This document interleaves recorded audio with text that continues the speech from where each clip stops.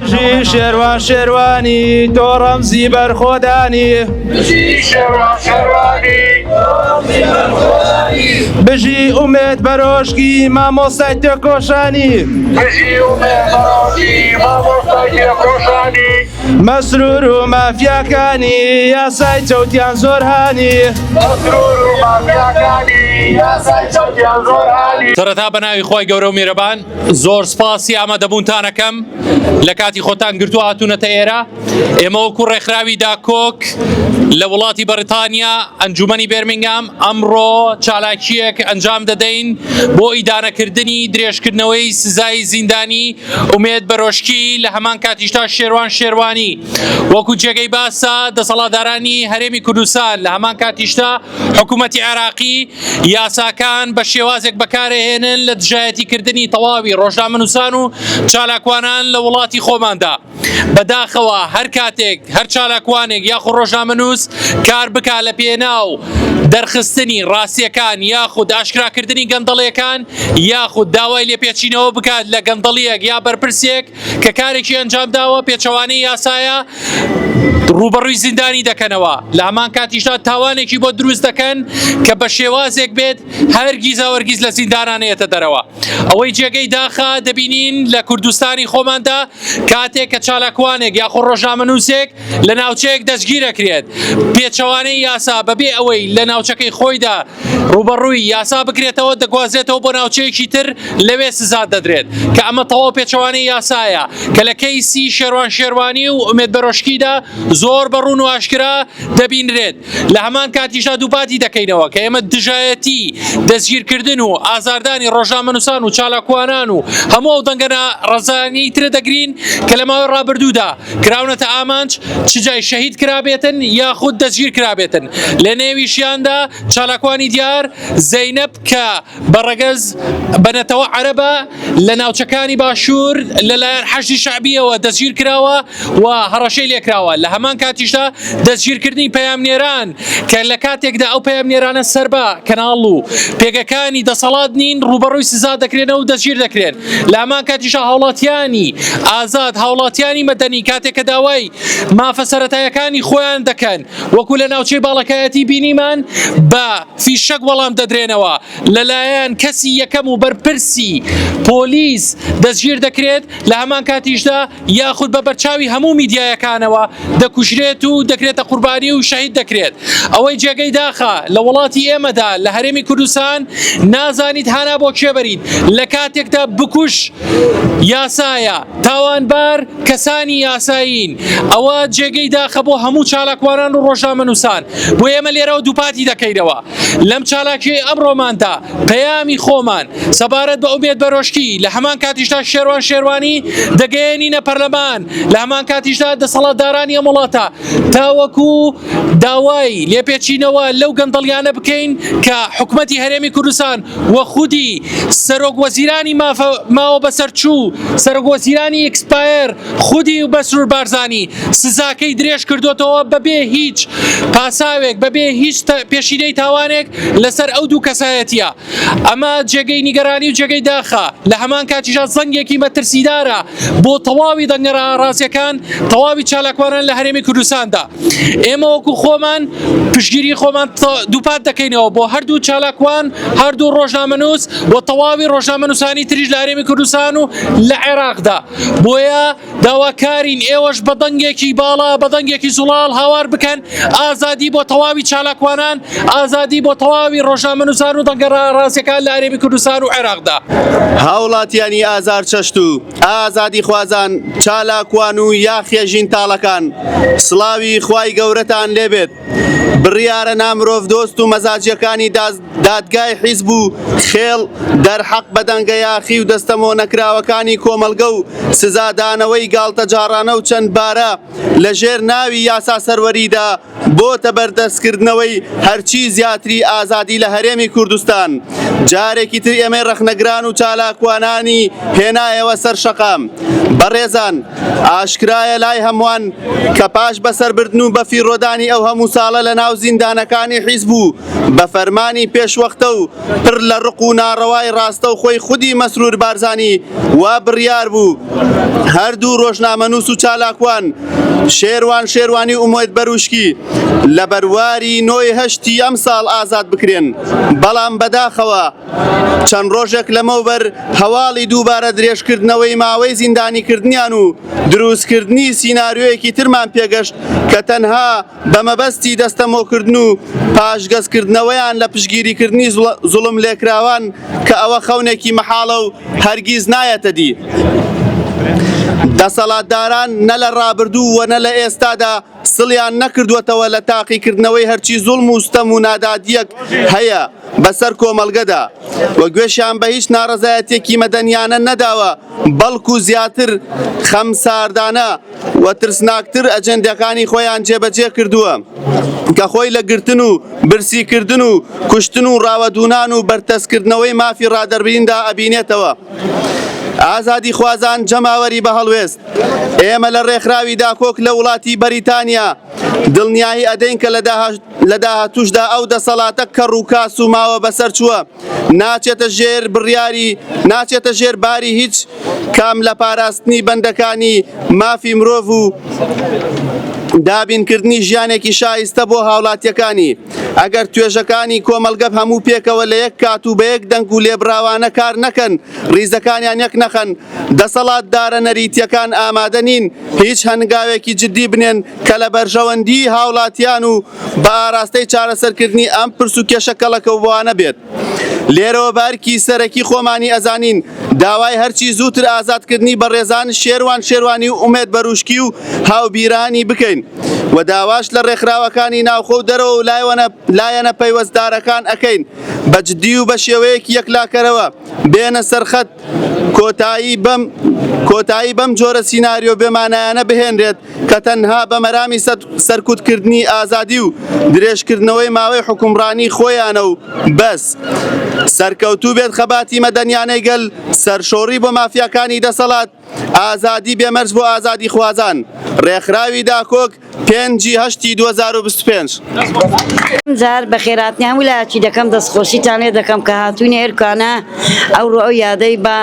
شکۆر ڕدەگرین، دەستخۆشی لە هەموو لایەکتان دەکەین. پێشەچی برن جاش بارزانی،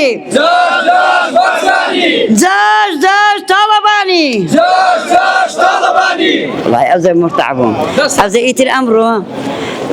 بەڕاستی یعنی زۆر دڵتەنگم لۆ شێروانی کە لە کونجی زیندان بێ هیچ تاوانێک لە ژۆرێ کراوە.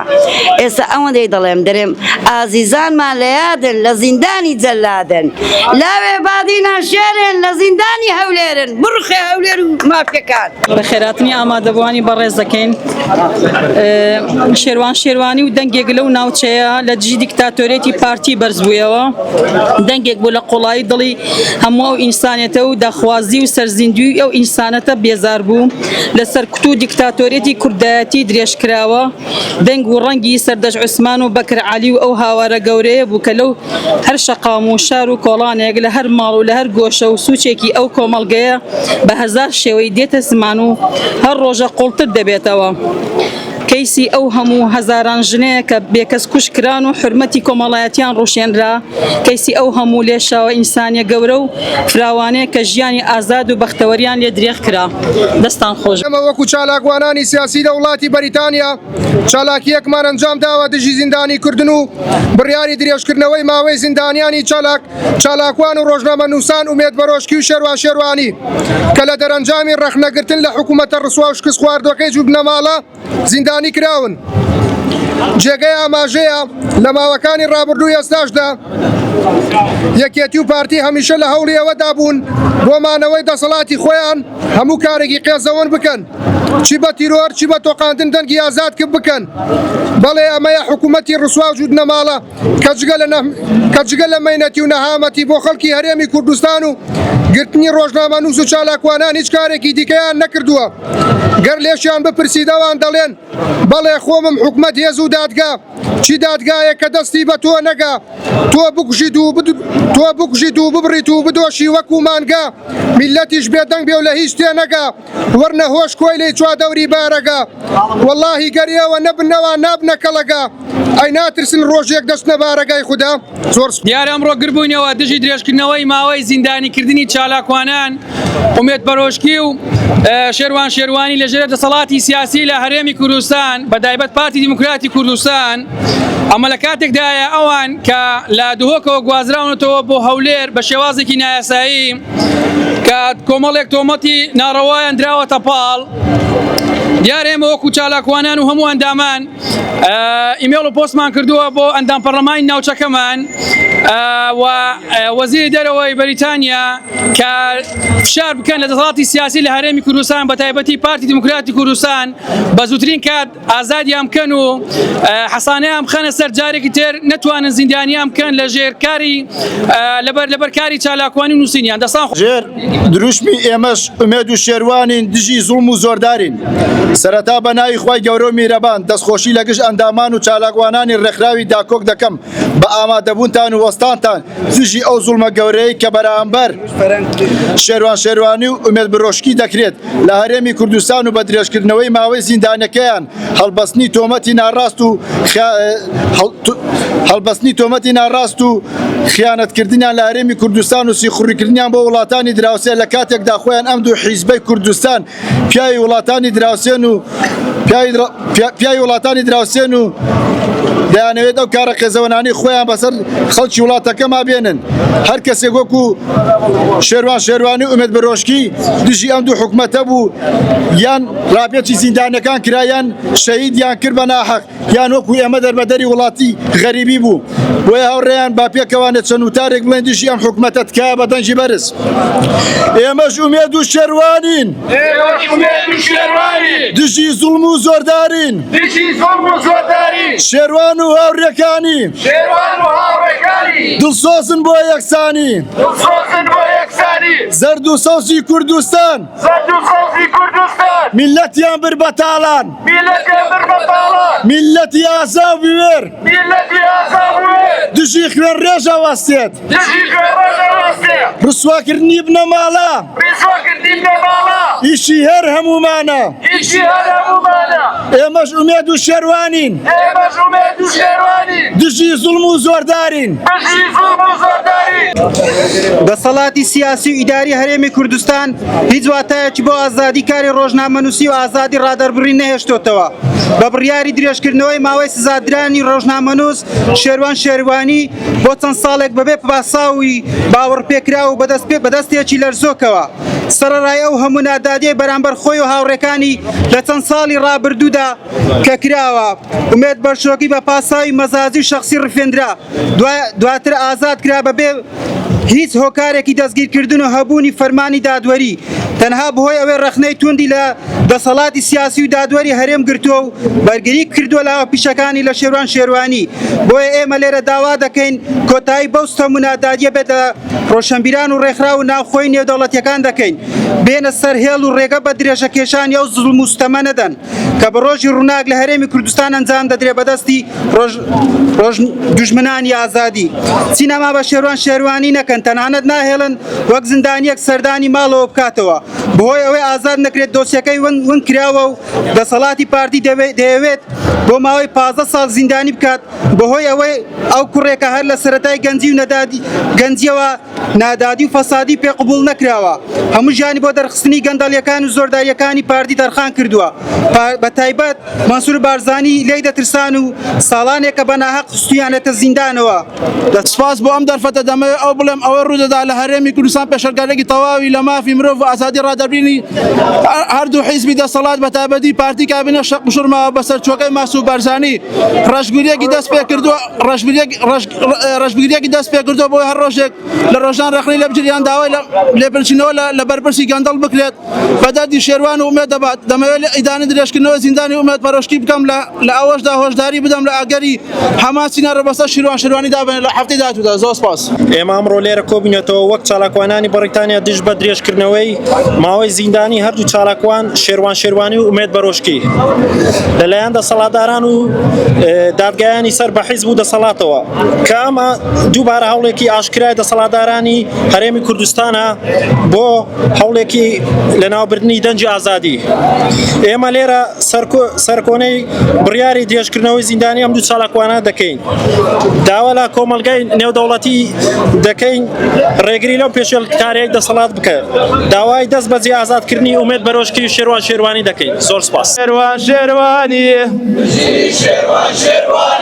تۆ ڕەمزی بەرخۆدانی بژی شێروان شێروانی تۆ ڕەمزی بەرخۆدانی بژی ئومێد بەرۆشکی تۆ مامۆستای تێکۆشانی بارزانی و مناڵەکانی جاشی تورکی فاشیزمی بنە ماڵەی تاڵەبانی جاشی عەشدی ئێرانی بەخێراتنیە مولایەکەم ئەمڕۆ ئێمە لێرەین بۆ ئیدانەکردنی بڕیارە ناڕەوا کە لەلایەن بنەماڵەی بەرزانیەوە دەرکراوە بۆ درێژکردنەوەی ماوەی زیندانی شێروان شێروانی ئومێد بەرۆشکی کە ئەم دوو بەڕێزە دوو چالاکوان و ڕۆژنامەنووسی سربەخۆ بوون هەمیشە قسەیان کردووە لەسەر باشکردنی ئاسی ژیانی هاوڵاتیان و هاونیشتیمانیانی خۆیان بەڵام بەداخەوە لەلایەن بنەماڵەی بارزانیەوە گیراون بۆ بڕیار وابوو لە دەڕۆژی ڕابردووە ئەم دوو بەڕێزە ئازاد کرێن بەڵام بە بڕیاری بنەماڵەی بارزانی حکمی زیندانیەکان بۆ 6 مانگی تر درێژکرایەوە و زیاتر و زیاتر ئەوەی جێگەی نیگەرانیە کە ئەم دوو بەڕێزە ئەوەیە لە ناوچەی بادینانە دەستگیرە کراون کە سەر بە پارێزگای دووەکە بەڵام دادگایەکان هێنراوەتەوە بۆ شاری هەولێر بۆ ئەوەی بە هەموو شێوەیەک کوێتە بندەستی بنەماڵەی بارزانی و بەدڵی خۆیان بڕیاری لەسەر بدەن بۆیە لێرەوە ئێمە ئەمانەوەیەوە بڵێن زیندانی بۆ شێروان شێروانی و ئومێد بەرۆشکی. گەرم لە هەمووتان سڵاوتان لێبێ ئازادی خوازان ئەمڕۆ ئێمە لێرە کۆبووینەتەوە بۆ دەربڕینی ناڕەزایەتی خۆمان دژی درێژکردنەوەی ماوەی زیندانیکردنی شێروان شێروانی و ئومێد بەرۆشکی هەر وەک چۆن لە کاتێک بە ناحەق زیندانی کران و بە یاسای کردنی کەیسەکانیان لەلایەن دادگای بنەماڵەی بەرزانی و ناڕەزایەتی خۆمان دەرەبڕین. ئەمڕۆ ئێمە لەم شوێنە کۆبووینەتەوە بۆ ئەوەی دەنگی یەکگرتووی و بەرزکردنەوەی بەرامبەر ئەو یاسایی نادادپەروەرانەی کە لە دژی مافی سروشتی ئازادی ڕادەربڕین و ئازادی ڕۆژنامەنووسان و چالاکوانانی مەدەنی لە هەرێمی کوردستان چەندین ئێمە ناهێڵین بێدەنگ بین و تێپەڕ بێت. ئەمڕۆ سەری دەستگیرکردنی چالاکوانان ڕۆژنامەنووسان هەرێمەکەمان سبەی دەستگیرکردنی ئێمەیە بۆ زۆر سپاستان. شێروان شێروان ئازایە شێروان شێری ئازایە بۆیە دەنگی باڵایە بۆیە دەنگی باڵایە حکوومەتی بنەماڵە حکوومەتی بنەماڵە هیچ و پوچ و پاتاڵە هیچ و پوچ و پاتاڵە مناڵەکانی بارزانی و مناڵەکانی جاشی تورکی فاشیستی جاشی تورکی فاشیستی